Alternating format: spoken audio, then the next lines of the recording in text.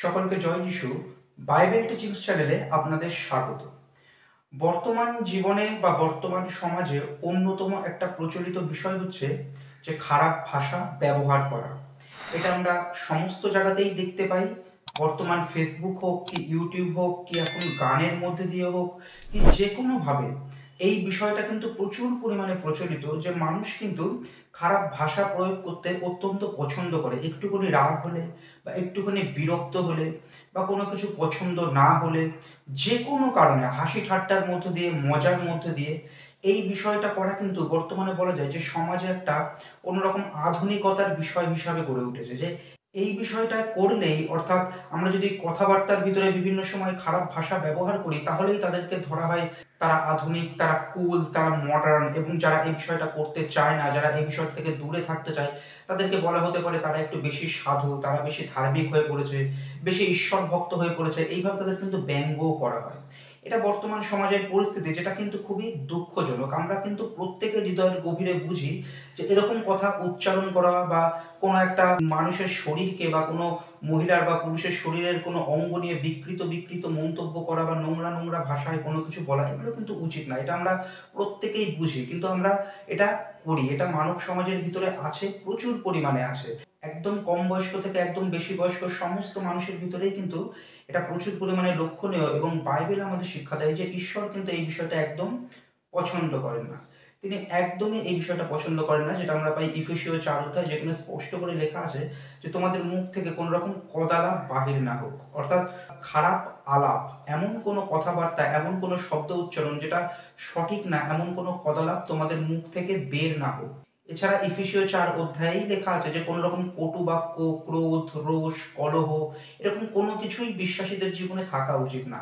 কটু বাক্য বিশেষ করে ওখানে বলা আছে, আর কদালাপ তো তার আগে আমরা দেখলাম। অর্থাৎ এই বিষয়টা কিন্তু ঈশ্বর পছন্দ করেন না। অর্থাৎ প্রভু যিশুকে চেনার আগে আমরা প্রত্যেকেই একটা অন্যরকম একটা খারাপ জীবনযাপনের মধ্যে থাকি, যেমন আমিও ছিলাম। তখন আমরা বিভিন্নভাবে অন্যায় কাজ, অন্যায় কথা বলা, হয়তো খারাপ কথা উচ্চারণ করা, এগুলো করে থাকি, এবং আমরা তাতে হয়তো কোনো কিছু খারাপও মনে করি না। কিন্তু প্রভু যিশুতে বিশ্বাসী হওয়ার পর আমরা বুঝতে পারি যে ঈশ্বর এগুলো পছন্দ করেন না। প্রভু যিশুতে বিশ্বাসী হওয়ার পর ঈশ্বর কিন্তু আমাদের চেতনা দেন, এবং পবিত্র আত্মা কিন্তু আমাদের ভিতরে প্রেম ফল সৃষ্টি করেছেন। পবিত্র আত্মার ফল হচ্ছে একটি প্রেম, ঈশ্বরের প্রতি প্রেম এবং মানুষের প্রতিও প্রেম। এবং ঈশ্বরের প্রতি প্রেম কি করে হবে? ঈশ্বরের বাক্য পালন করে, এবং ঈশ্বরের বাক্যের ভিতরেই এটা লেখা আছে যে তোমাদের ভিতর থেকে কটু বাক্য এবং কদালাপ বাহির না হোক, এইগুলো আমাদের ভিতরে হওয়া উচিত না। তো পবিত্র আত্মা কিন্তু আমাদের চেতনা দেয়, প্রেরণা দেয় যে আমাদের এইগুলো করা উচিত না, এবং তখন আমরা বুঝতে পারি। সুতরাং প্রভু যিশুতে বিশ্বাসী হয়ে যেন আমরা এই বিষয়গুলো থেকে দূরে থাকি। কারণ কারণ এই বিষয়গুলো করলে কেউ কুল বা আধুনিক বা মডার্ন হয়ে যায় না, বরং এটা পবিত্র আত্মাকে দুঃখিত করা হয়। পবিত্র আত্মাকে দুঃখিত করা হয় ঈশ্বর বিরোধিতা একরকম কাজ। এই বিষয়টা যে যতই কুল বা মডার্ন হিসেবে বলুক না কেন, যেটা আগে বললাম, এটা প্রত্যেকেই বুঝি যে এটা খুবই একটা জঘন্য ব্যাপার। কোনো এক পরিবারের মা বাবা সন্তান যদি এক জায়গায় বসে এইরকম কুরুচিকর ভাষায় নিজেদের মধ্যে কথা বলতে থাকে, তখন ব্যাপারটা কতটা খারাপ শোনায়। যদি সেখানে এই বিষয়টা করা না যায়, তার মানে এটা কোথাও করা যায় না। অনেকে মনে করে যে বন্ধু বান্ধবদের ভিতরে এটা করা যায়, এটা কোনো ব্যাপার না। এগুলো কোনো কথা না, এগুলো হচ্ছে অহংকারের কথা, ঈশ্বর বিরোধিতার কথা। এগুলো থেকে আমাদের দূরে থাকা উচিত। প্রভু যিশুর কাছে ক্ষমা চাওয়া উচিত, কারণ তিনি আমাদের ক্ষমার একমাত্র জায়গা। প্রভু যিশুকে একমাত্র মুক্তিদাতা হিসেবে গ্রহণ করলে আমরা পবিত্র আত্মা পাই, আমরা আমাদের আত্মার পরিত্রাণ পাই। বিশ্বাসের মধ্যে দিয়ে পরিত্রাণ প্রাপ্ত হয়ে, বিশ্বাসের মধ্যে দিয়ে পবিত্র আত্মা প্রাপ্ত হয়ে আমরা এগুলো থেকে দূরে থাকারও কিন্তু শক্তি পাই, এবং পবিত্র আত্মা আমাদের চেতনা দেন। সুতরাং বাইবেলের শিক্ষা অনুযায়ী এগুলো থেকে দূরে থাকা উচিত। এগুলো কোনো আধুনিক বা কুল হওয়ার মতো বিষয় না। এগুলো ঈশ্বর বিরোধিতা এবং পবিত্র আত্মাকে দুঃখিত করা হয়। এবং এই কাজ যদি আমরা করা না ছাড়ি, তবে আমরা ঈশ্বরের কাছ থেকে বিচারও পেতে পারি, কারণ ঈশ্বর এগুলো পছন্দ করেন না। ঈশ্বর চান সমস্ত কিছু পবিত্রভাবে হোক। ঈশ্বর পৃথিবীতে আনন্দ করতে, আনন্দ উপভোগ করতে বারণ করেন না, কিন্তু সমস্ত কিছুই তিনি পবিত্রভাবেই করতে বলেন।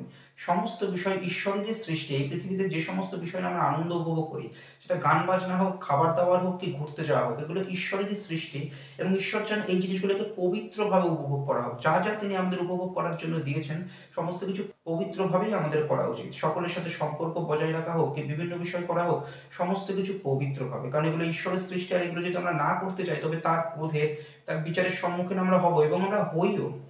অনেক সময় আমরা জীবনে অনেক সমস্যা করি এবং বুঝি না যে আমরা কি করেছি। আমাদের এই কাজগুলো আমাদের ঈশ্বর থেকে শাস্তি পাওয়ার যোগ্য করে তোলে। বিভিন্ন খারাপ খারাপ ভাষা উচ্চারণ করা, এইগুলো ঈশ্বর একদমই পছন্দ করেন না। আমাদের এখান থেকে অবশ্যই দূরে থাকা উচিত।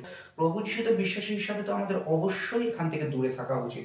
এখন এই বিষয়টা অর্থাৎ খারাপ ভাষা বলা বিষয়টা এখন ফেসবুকে, গানের মধ্যে দিয়ে সমস্ত জায়গাতেই কিন্তু দেখা যায়। যেটা খুবই দুঃখজনক সমাজের পক্ষে, মানব জাতির পক্ষে। এই বিষয়টা যদি আমরা করে থাকি, আমরা যেন প্রভু যিশুর কাছে ক্ষমা চাই এবং সত্য ও পবিত্রভাবে প্রভু যিশুতে বিশ্বাসী হয়ে যেন জীবনে এগিয়ে যেতে পারি। এছাড়া বাইবেল আমাদের অভিশাপ দিতেও কিন্তু বারণ করে। বাইবেল বলে, যারা তাড়না করছে, যারা তোমাদের অত্যাচার করছে তাদের জন্য প্রার্থনা করো। অভিশাপের পরিবর্তে অভিশাপ দিও না, বরং আশীর্বাদ দাও। অর্থাৎ অভিশাপের কথা বলতেও কিন্তু আমাদের বাইবেল বারণ করে।